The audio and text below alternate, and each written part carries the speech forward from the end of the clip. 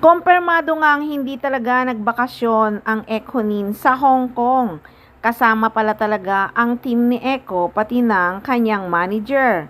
So totoong may sinut ang Ekonin na kaabang-abang na trabaho pala talaga ang pinunta ni na Jericho Rosales at Janine Gutierrez doon. Nakapost na nga sa social media account ng manager ni Eko na kasama ang team niya sa Hong Kong. At nag-Disneyland pala talaga sila guys. Akala ko talaga, trabaho lang ang pinunta doon. Hay, salamat naman talaga. At nagbanding na naman ang Ekonin. Kitang-kita talaga ang saya ng Ekonin. Sorry guys ha, late upload ako talaga at masama ang pakiramdam ng lola. Hindi ako nakapag-update agad masyado. Not feeling well ako, parang si Eko. Masaya ako at nag-enjoy ang Ekonin. Maligayang maligaya si Janine sa team ni Eko. Sana nga mas mag-shine pa talaga ang career ni Janine Gutierrez ngayong pareho na sila ng manager ni Eko. So curious ngayon at excited ang mga fans kung ano nga ba ang sinut ng Ekonin sa Hong Kong na something special.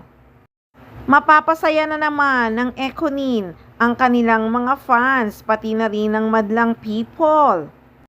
Wala nga kasing idea ang mga fans kung ano nga ba ito. Movie na ba ito na pagsasamahan ng Ekonin? Hulaan ko kaya, commercial kaya ito?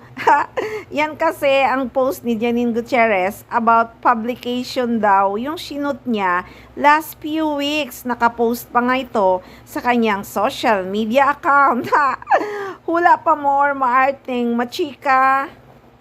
So ayan nga guys, nag-enjoy din talaga ang Ekonin sa Hong Kong dahil pumunta pala talaga sila sa Disneyland. Kasama nga ang team ni Eko, pati na ang kanyang manager.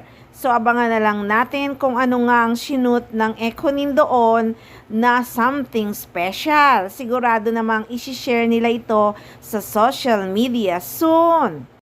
So maligaya na naman ang mga Ekonin fans sa kasalukuyan dahil may paayuda na namang kakilig-kilig ang Ekonin.